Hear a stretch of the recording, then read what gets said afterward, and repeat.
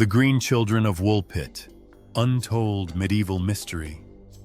Imagine England in the mid-12th century, a land torn by civil war known as the Anarchy, where rival claims to the throne plunged villages into fear and uncertainty. In this volatile world of shifting loyalties and deep-rooted superstition, even the smallest oddity could set imaginations ablaze. And in the quiet Suffolk village of Woolpit, 7 miles east of Bury St. Edmunds, that oddity arrived one summer's day and would echo through history. Harvest time had come when villagers, tending a deep pit once meant to trap wolves, spotted 2 figures emerging from its depths, a boy and a girl, both skin shimmering a vivid green. They spoke no tongue anyone recognized, wore garments unlike any local cloth, and stared with wide, bewildered eyes. Word spread swiftly, and soon both peasants and nobles alike flocked to witness these green children. Brought before Richard de Calne, the manor's lord, they refused every offering, bread, milk, meat, as if it were poison. For days they hovered on the brink of starvation until, famished beyond resistance, they accepted only raw, broad beans, legumes as exotic to them as they were odd to onlookers. Bean by bean, they slowly regained strength, yet remained silent. Weeks passed before the girl uttered her first English word.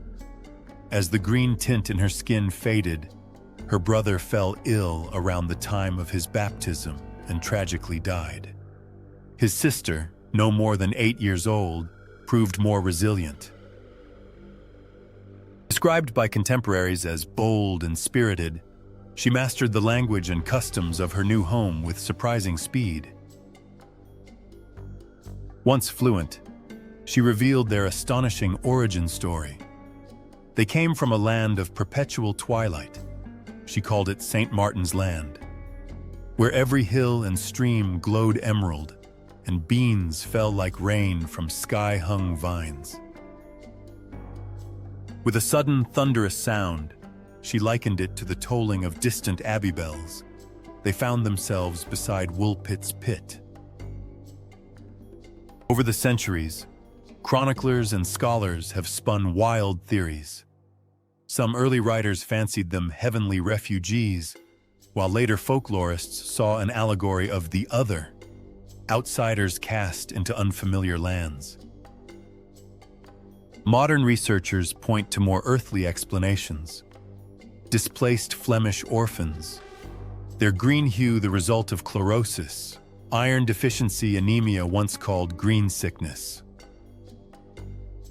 Others cite congenital blood disorders or localized water contamination, though such theories struggle to explain why only 2 children were affected. In the 17th century, Robert Burton speculated they fell from heaven, and Bishop Francis Godwin cast them as lunar refugees in proto-science fiction.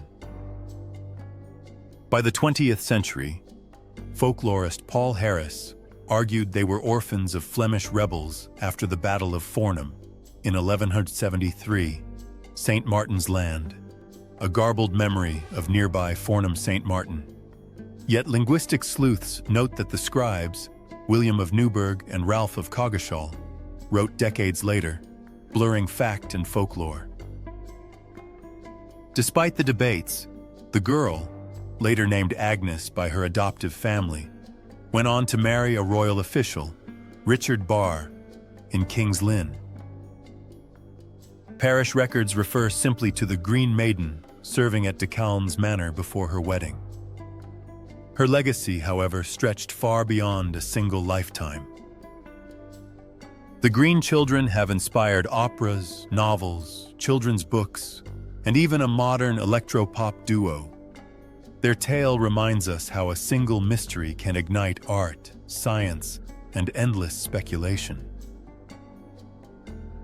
Today, archaeologists consider testing Woolpit's soil and pollen for anomalous plant remains, while linguists scour medieval dialects for echoes of the children's lost tongue.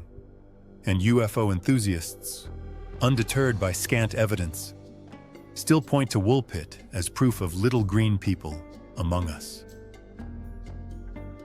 Yet perhaps the truest power of their story lies not in proving extraterrestrial origins or underground kingdoms, but in its challenge to our empathy. Two silent strangers, speaking no word we understood, forced a medieval village to balance fear with compassion. They remain a mirror to our times. When faced with the unknown, will we turn away or reach out in wonder? So ask yourself, if two green-skinned children appeared in your town, stranded and silent, how would you respond? As visitors from another world, or simply lost children in need of help? The Green Children of Woolpit walk the line between history and myth, urging us to keep our curiosity alive and our hearts open, even in the face of mystery. And as long as questions remain, their tale will continue to glow, just as green as ever, beneath the surface of our shared human story. If you enjoyed uncovering the secrets of Woolpit's mysterious visitors, don't forget to subscribe for more deep-dive documentaries into history's strangest enigmas. Hit the like button, ring that notification bell, and share your theories in the comments below. Because here in the vault of forgotten mysteries, your curiosity fuels our next adventure.